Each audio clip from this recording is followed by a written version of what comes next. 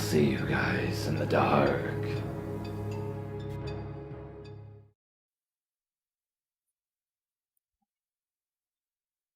This story all happened in the last 3 weeks, and the final part, hopefully, just took place this morning. So to set the stage, I'm a single dad with a daughter who is about to turn 3. I don't really have time to go out and meet people, but I decided I needed to put myself out there, so I made a Tinder profile. I had a few decent dates, but nothing too special. Then about 3 weeks ago, I matched with a new person. She lived about 30 minutes away from me and looked cute, so I messaged her. We started talking, and she gave me her number. We texted for a week or so, and things seemed great. We both seemed to be on the same page about things, and that neither of us wanted to rush into anything serious, but having a friends with benefits would be nice. So we decided to spend an evening together. The first evening went well, and we all got along great. We did the same thing a few days later, and again, everything was fine. But after about 2 weeks, it became clear that she wanted to start an actual relationship, and I wasn't ready to commit to that. I made that clear, and she seemed to understand and accept it. After some of the things she said, though, I was seeing some little red flags, and I wasn't sure if she was going to actually respect my wishes and not try to move things forward into a serious relationship. And there was a number of things she said that made me think she was a bit emotionally unstable. So I decided to take a few days to think about things and decide what I wanted to do. We had been texting at least a little bit every day, and I felt like the daily contact was not helping to convince her that I was serious when I said I wanted to take things slow and not jump into a relationship. So on a Friday morning, I was texting her, and then just kind of stopped replying. I didn't think much about it since I was really busy anyways. She came to my house that night, just showed up unannounced. I was polite and made up an excuse about my phone being broken. She claimed that she showed up because she was worried something had happened to me, since I had always replied right away before. But her showing up at my house was another huge red flag. I figured the broken phone excuse would benefit me, giving me time to evaluate this new warning sign and decide what to do. I told her I was fine, but that I'd have to be MIA for a bit until I got a new phone. I don't have a home internet connection either, so basically all contact with me would cease until I reinstated it. She seemed to be fine, apologized for intruding on my evening, and left right away. So I didn't give it much thought, other than it reaffirming my concern that she had become obsessed. In the next few days, she sent me a few messages, basically just checking to see if I got a new phone. There was nothing too crazy, but it was still very worrying, and with everything else it told me that I needed to cut things off completely. That leads me to last night. It was 6 days since she had showed up at my house, and I hadn't contacted her so far. I was hoping that my silence would send a message, or that maybe she'd forget about me and move on to someone else. I went to sleep around 12 a.m. and woke up at 6. Upon looking at my phone, I saw literally like 15 message notifications, 6 missed calls, and a voicemail. The text started off saying, "I know you're probably asleep, but I saw you accept a friend on Facebook 2 days ago, so I wanted to know why you've been ignoring me," and then went to pleading me to answer the phone, and finished with, "If you won't talk to me, I'm going to come to your house." This whole thing took place between 1 and 2 a.m. The voicemail was just her sobbing into the phone and screaming, "Why are you doing this to me?" Keep in mind, I've known this girl for less than a month, and we've only been on 2 dates in that time. At this point, I was pretty freaked out, so I called a friend of mine asking for advice. My friend told me to just be blunt and tell her that threatening to come to my house in the middle of the night was completely inappropriate, that she's acting crazy and not to contact me ever again.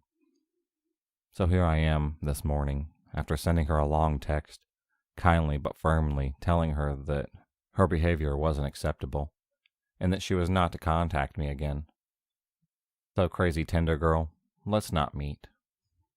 Update: for everyone who is worried for my safety and everyone who sees where I'm coming from, thank you, and I'm fine. For everyone who is saying I'm a jerk, I give you that. I should have been honest when she came to my house instead of making up an excuse. I fully admit that, I'm not saying I handled things correctly, but honestly, I would have never written about this in the first place if she had calmly asked to talk about things. This whole thing happened in the middle of the night, so I never even knew she was upset until it was all over. But if you think her reaction was normal, I'll tell you what she said about her own actions.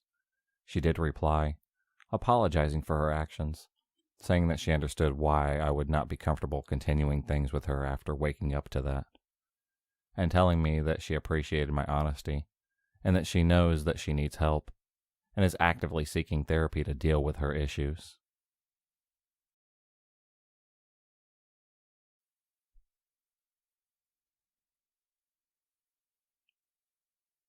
This all happened when I was 19. I'm not the best looking dude, so I've never had much luck with women, and I ended up on Tinder. I wasn't having much luck there either until like the third month of using it, when a blonde woman named Katie messaged me. She was pretty enough that I just dismissed her as a bot. It wasn't until 3 days later that she messaged me again, which was odd because bots almost never message more than once. I clicked on her chat and replied, then looked at her profile. What I saw was pretty generic, but definitely wasn't a bot's profile. We had been talking for like a month when she proposed the idea that I come see her. I was pretty reluctant, as she lived nearly 8 hours from me by car, but I had to admit, I really did like her quite a bit. And I had been thinking about asking her if I could come see her for a while now. After a bit more badgering from her, I finally said that I would take the drive to go see her. At this point, I had no reason to doubt she was who she said she was. We had video chatted every other week, and called most days. I just assumed I really got lucky. Things did get a little weird on the way there, though. She kept messaging me, asking me where I was, and making sure I was still coming. At some points, when I took more than 30 minutes to respond, she sent me a slew of annoying texts.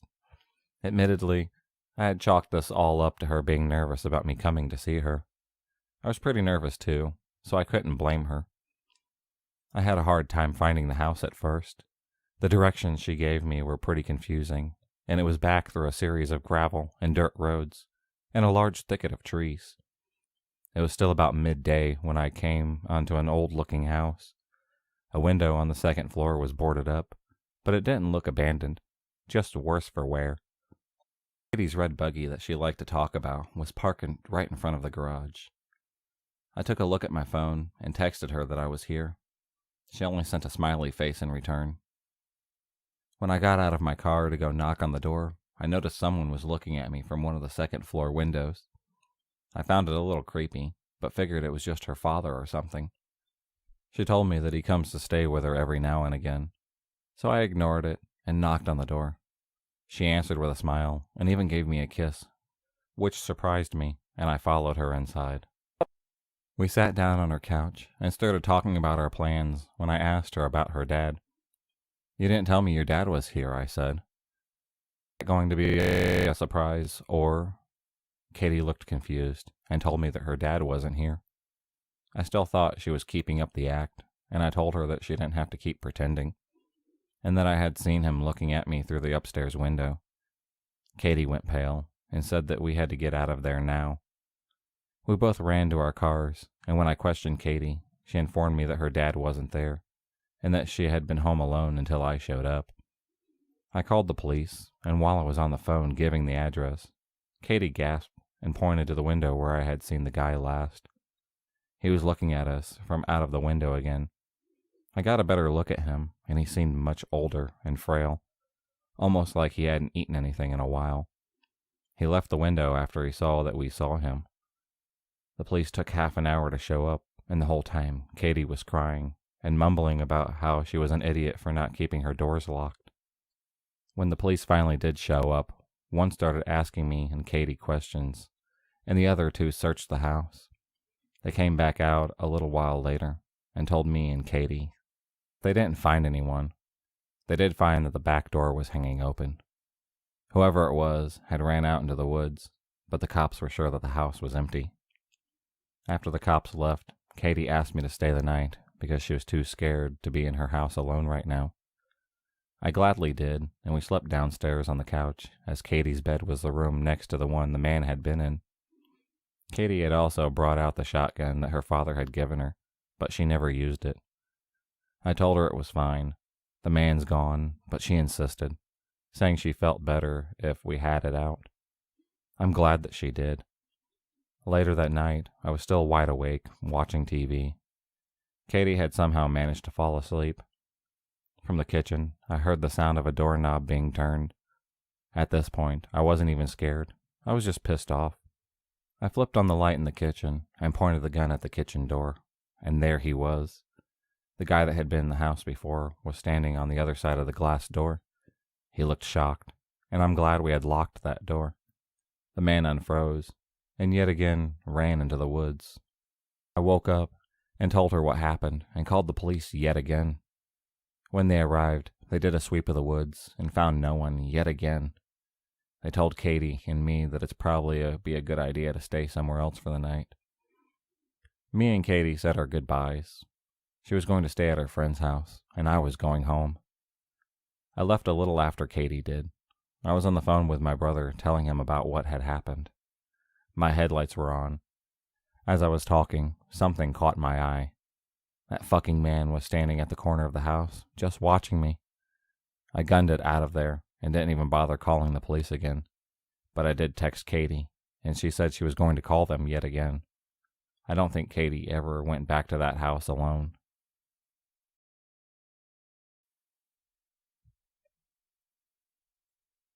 This was over a year ago, so I'm safe now. I had broken up with my now ex back in January 2019, my doing. I was angry at everything and had joined Tinder. Talked to a guy that seemed pretty cool and was quite attractive.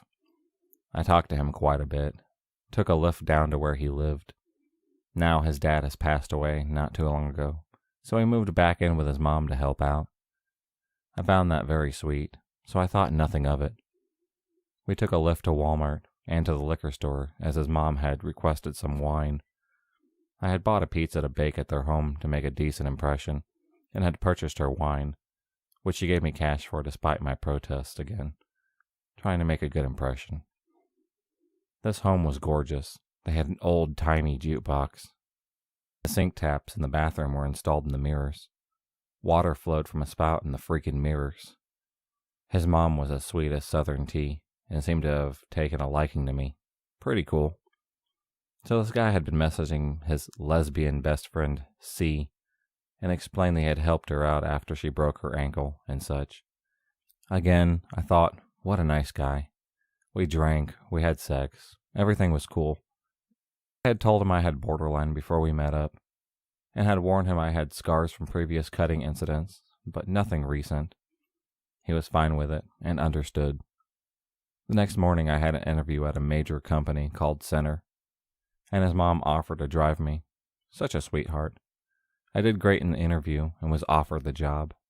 I immediately texted this guy to tell him the good news. So one day, when I was home and slept for about 8 hours, I wake up to a dozen text messages and over 20 Facebook messages from him. It ranged from, "Hey, how's it going?" to, "Fuck, it's hard to say this." I had seen how the messages progressed as I quickly scrolled through and saw the one that says, I have a picture of it still, "Those cut marks on your arm, yeah. I wouldn't have dated a cutter anyways. Most of them are freaking pathetic that need to get some serious fucking help. Might as well keep doing that since it seems to be your only friend." What the actual fuck? I blocked him.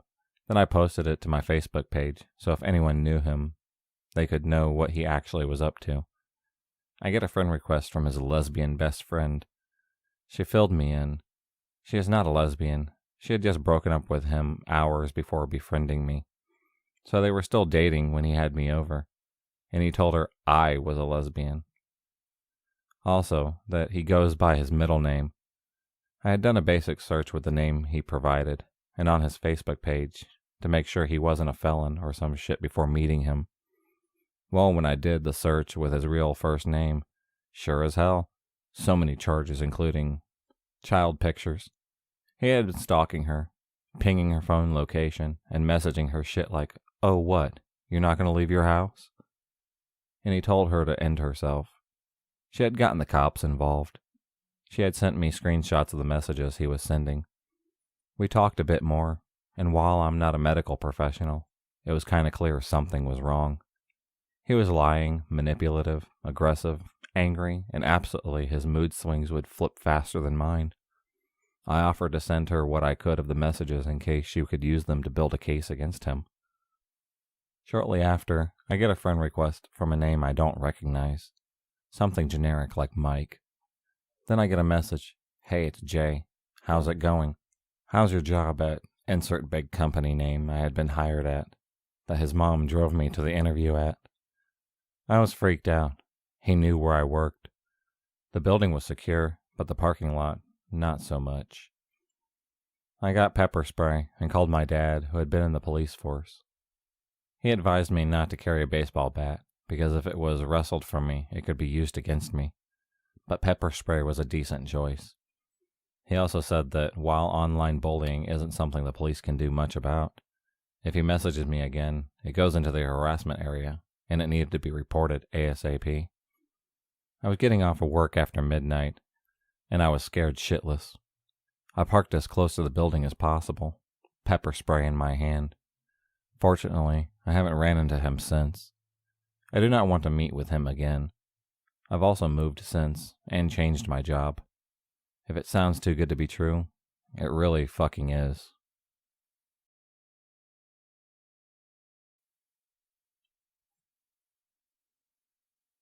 In 2015, when I was about 20, I was using Tinder a lot. Sometimes I would go out with a girl, and we wouldn't connect, or I'd get stood up. I went to meet up with some friends from IU and Bloomington for a weekend of just hanging out and enjoyment, and I figured I might meet a nice girl and hang out and get to know. I do not remember the girl's name particularly, but we matched, and we had talked for about a day, and decided to hang out at her apartment that evening.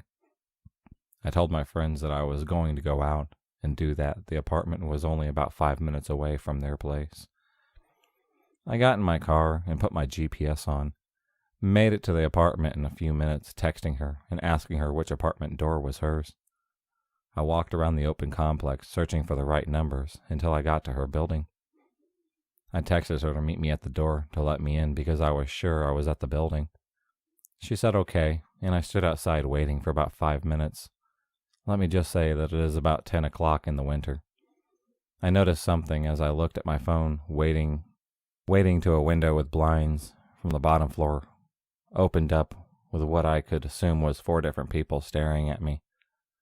I texted this girl asking her where she was, and she told me the door to her building was open, and her apartment was the first one on the right. I walked to the door and was surprised it was unlocked as soon as the door to the complex was shut.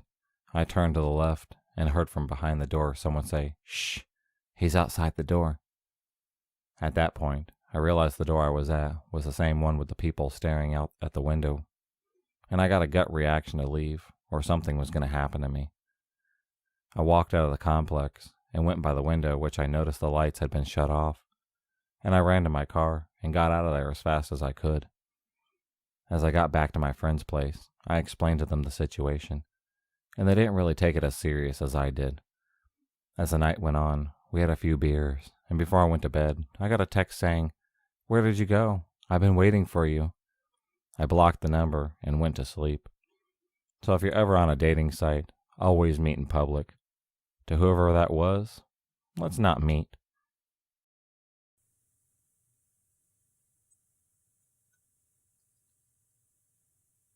I was 21, recently became a police officer, and was also recently dumped. So my friend suggested Tinder. As a 21-year-old and a new cop, I had the I'm invincible and I can take on anyone mentality. I matched with a very good-looking, out-of-my-league female. We chatted and eventually set up a date to meet. She said she had a great open field to look out at stars and hang out, and we could meet up at her house. So the night came. I was excited, and she seemed to be excited when I picked her up. She guided me to the field, and it looked very nice. One open space, woods, deer, and other wildlife in the fields. I noticed really dim headlights in the distance. Then the van started driving towards us and pulled up in the front of us, almost close enough to block me from going forward. I told her to stay in the car, and I'll go say hi to them. I grabbed my flashlight I had in my car and walked up. In the front driver's side of the van, there was a decently sized man. I asked him what's going on, and if he could back his car up just a little bit. He was very polite, said he was the owner of the property, and said he didn't mean to scare us. He told me he's been having trouble with poachers on his property, and just wanted to make sure that we weren't going to be shooting at anything. I assured him we only came out to look at some stars and some wildlife. He was perfectly okay with that, told me to have a nice date, and drove away. After that, the girl was texting nonstop. Around an hour later, I saw headlights coming towards us again, this time at a really fast pace. We hopped in the car, and I moved it to a more defensive position. The same man came close enough to almost hit my car. She hopped out of the car at that point and ran towards the guy. I immediately knew that I was fucked. I got out and gave them commands to back up and get on the ground. Neither of them complied. Obviously, he then proceeded to charge me and knock me to the ground. Luckily, I was able to get him on his back and get up. I saw my date grab a metal pipe from the van. She told me they had a gun and to give them my money and my truck, and I won't get hurt. Of course, with my I'm invincible mentality, I told them no. She started to cry and saying they didn't want to hurt me. He then started to go back towards the car. At that point, I told them I was a cop, drew my concealed firearm, and to lay on the ground. After a moment of shock from all of this, they complied. I was able to call 911, tell them my name and badge number. I had two at gunpoint and needed backup immediately. I gave our dispatcher the best direction I could to the field. While I was on the phone, they both fled. Stupid new cop young guy mentality. I chased them. I took off after the man who ran into the woods around the field. I chased him for maybe 30 seconds and heard 3 loud pops and saw a muzzle flash. My I'm invincible mentality went right out the window. I ran like hell back towards my car and peeled the hell out of there. I went back to the area I picked her up in, called dispatch again, and had officers come to that location. Of course, the first police officers to pull up was my sergeant and my field training officer. Of course, they were completely understanding and didn't give me any shit about it at all. The most used words were dumbass and stupid fucking rookie. I hopped in their car and went towards the field. Luckily, the van was still there. I was told to shut my mouth and only come out if they started getting shot at. They cleared the area and started looking in the van. They found drugs right in the center console and searched the car. What scared me the most was when my field training officer and sergeant came back to the patrol car, let me out, and told me to come look in the back of the van. Both of them were pale. They looked horrified. I went to the back of the van where there were several knives, duct tape, lighter fluid, a decent amount of rifle ammunition, handcuffs, and what looked like to be dried blood. In the front seat, passenger side, we found an AR-15 style rifle and 2 more handguns. We called for immediate backup and some detectives. When they investigated the blood, it turned out it wasn't blood. The plates had been stolen, and the van was reported stolen. I still get crap about the whole encounter, but luckily, no one got hurt. I will never use online dating ever again.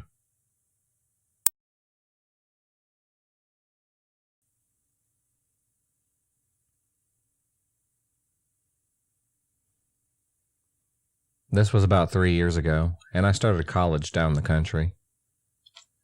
I was 18 and on Tinder. I never actually met anyone off of it, but I would just swipe through guys just to be nosy and see who was on it. I was swiping right on some, and about an hour after, got a message off this guy, who according to his account was about 20 kilometers away from me. We made some small talk, it was awkward, and I stopped replying. A day later, I got a friend request off him on Facebook. Mind you, I have a common enough name, so it would have taken ages for him to come find me. We have no mutual friends, and my Tinder photo is not of my Facebook page. The only thing I had on it was the university I was attending, so maybe that's how he found me, but I don't know. I then quickly got a follow request on Instagram, and he somehow found my Snapchat username. I don't have it on my social media, and it is a variation of my full name with extra added in vowels and an underscore. I was freaking out at this point. I messaged him asking how he found out my full name, and he just replied with, "I think we have a connection. I really want to get to know you better." I unmatched him, deleted my Tinder, and blocked the accounts he tried to add me on all social media.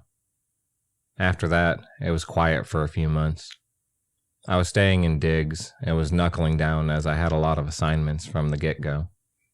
This was awkward the end of November. I had no assignments due for 2 weeks, so I decided to go out with some friends. One of my friends stayed in student accommodation, and the other was commuting, so she was staying with the other friend. I decided to walk back to my digs as my landlady would probably freak out if I wasn't home that morning, and I really wish I got a taxi instead. My walk back was about 15 minutes from the local nightclub we were at. It was about 3 a.m. at this point. I was at the front door of the house, opening up. The door was annoying as it had 2 different locks, and I had to pull the handle towards myself to help open it up. It's almost tough when you're tipsy, and trying not to wake up the family you're staying with. Anyways, as I finally unlocked the door, a dark car pulls into the housing estate I'm staying in. It's quite big, and has a big green area in the middle for children or people to play with their dogs. The car comes towards me, so I quickly get inside and lock the door. The car pulls into the driveway of the house I'm staying in and just sits there with full headlights on.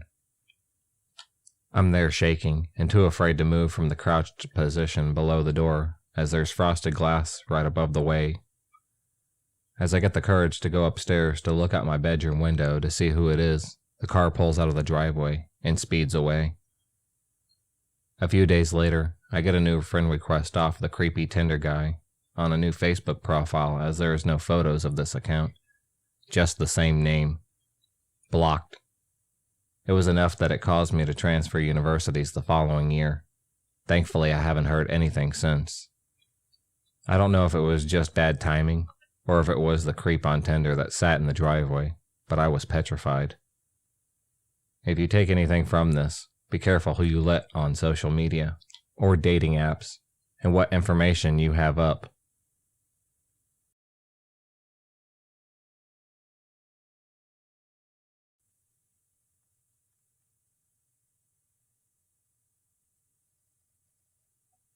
Just for some background information, I'm an 18-year-old male currently living in New York. I am 6'4" and pretty buff. I've always been the center of ridicule and teasing from a young age due to my size. Just for some context, I stopped growing in the 9th grade, 4 years ago to be exact. I was already done with puberty and had a full-on beard and was adult-like. I took advantage of this sometimes too much, which led me losing my virginity in the 9th grade to a girl who was in college. This story takes place when I was in the 10th grade. I was lonely after a breakup with my girlfriend of 7 months. I was looking for a one-night stand, so I turned on to Tinder. I set up a fake profile with my real picture and waited. There was this gorgeous girl which I matched with. This girl was too good to be true, which gave me the first red flag, yet I went along with it anyway. We exchanged innocent messages and planned to meet at her place the next day at around 9 p.m. I wasn't as excited as you would think because I had some doubts of this girl, because I didn't know if she was real. So, 9 p.m. rolls around, and I get ready to go to her place. I mentally prepared myself if anything crazy was going to go down. Before I left, I texted my dad saying I was going to a friend's house, and I left. I asked my good friend Isaac, who was 6 years my senior, to drive me since he had a car. He warned me to be cautious as I was. Long story short, he drives me to her apartment, and I ring the doorbell. I hear light footsteps behind the door, and high-pitched voice saying, "Be right there." That's when I texted my friend telling him everything is fine, and that he should leave. Boy, was I wrong about this. The door opens to the girl in the picture. I immediately felt excited, which didn't last for very long. On my Tinder account, I wrote that I was 24 when I was really only 15. She, not knowing this, swiftly asked me if I wanted a drink.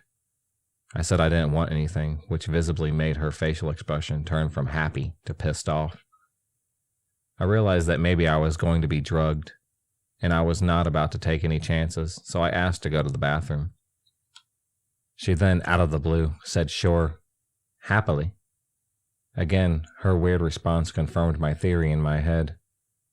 I go to the bathroom and quickly text my friend to come back and pick me up.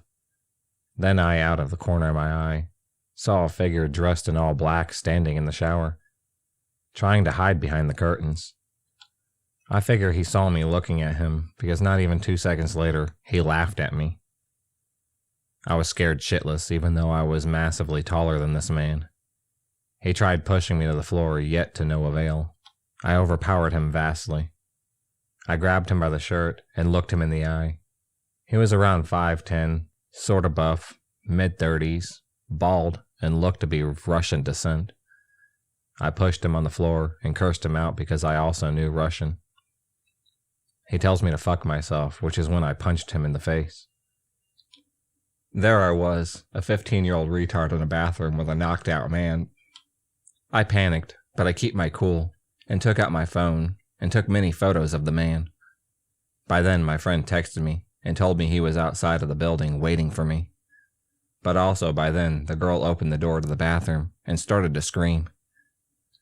I pushed her with all of my power, and sprinted the hell out of that apartment.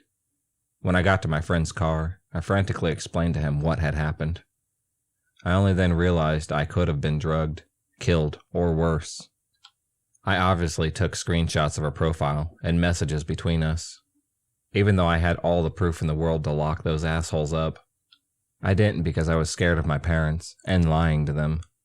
Moral of the story, be very cautious when dating online.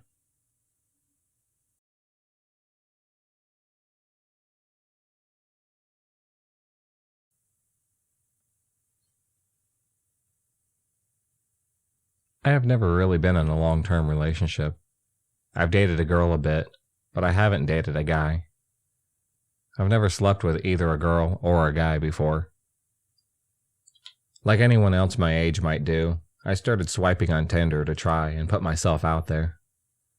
I like to think I'm not naive and pretty intuitive about people, but I wasn't perceptive about this guy at all. Jake and I swiped and matched each other 2 days ago. Jake first messages me telling me he wanted to meet me and my dog, and he thought we were both pretty cute. Liking this directness, I said we should meet up. The night that we met, the first red flag waved. When I didn't answer him back immediately, he messaged me, asking me if he was detecting negativity. Chalking up to nervousness, I apologized, explained why I didn't answer, and all was good. We then planned to meet up last night at a bar. Flag number 2 was waved when I arrived at the bar. It's important to note, in the state that I live in, any place selling liquor can't let in someone under 21. I didn't know this, and had been reassured by Jake that I could get in no problem. Of course, this wasn't true. Luckily, seeing my birthday was in a week, the bouncer let me in anyways. Within minutes, Jake was at the bar too. Meeting this guy, he seemed pretty normal. Red leather jacket, chucks, typical normal dude. He orders me a gin and tonic, and one for himself, and we settle into talk. He tells me about his life, and his family, and I do the same. We play pool at one point, so I put my drink down. This is when things get a little blurry. I can't remember most of our conversation up until we happened to get back to my place. I remember us leaving, us getting in his car, and us getting back to my place. You have to understand, I don't drink much, but one drink does not get me drunk. I don't get hungover. I barely ever brown out. And I never black out. This is important to notice. Once in my town, we decided to go to a nearby market to pick up food. As we are there, red flag 3 occurs. Seeing someone I thought I knew, I told Jake I was going to say hi. He awkwardly backed away and stood outside at this point, refusing to meet her. I was wrong, though. I didn't know the girl, and soon rejoined him to walk to my place. As we open the door to my place, my roommate Maddie opens the door. We say hi, talk a little, and she mentions she's about to take a shower. Jake at this point creepily makes a "oh" sound. Maddie, who is also tipsy at this point, mentions some guy she wants to have sex with. No biggie. It's the way she rolls. But after his expression and the realization of how tired I was, I say he should go. He does with no attempt at any physical context. This is where the story should end, but it doesn't. Within minutes, this dude blows up my phone with messages, saying he is more open-minded, like my roommate. Calling me boring, implying I am not attracted to guys, saying that he felt no chemistry, and he hoped we would have cuddled. I showed my roommate, who gasps, me not getting the full meaning of the open-minded comment. Ask why she's so shocked. Finally, I get it. He's implying he wants to sleep with her, that he is more open to sex than I am. Creepy. Oh, so creepy. At this point, I'm freaking out. Slowly, I realize how I'm acting and feeling, putting together how one drink shouldn't make me feel this way. I realize I might have been drugged. Maddie and I go to the local police. We report it. I decide not to get tested. I could explain why, but until you're in my position, possibly drugged at 3 a.m., embarrassed, worried you're wrong, worried you might be charged for underage drinking, don't judge me. It's a lot harder than it looks to go through the whole process. Anyway, the story ends like this. He's blocked. I'm terrified because he knows where I live, and with me sleeping off whatever is in my body. Jack from Tinder, let's not meet again. And please, stop drugging girls. Also, stop creeping on people's roommates. It's freaking gross. If you enjoyed this video, please subscribe, like, and hit the bell for notifications on future videos, and become a stalker of the night. And I'll see you next time.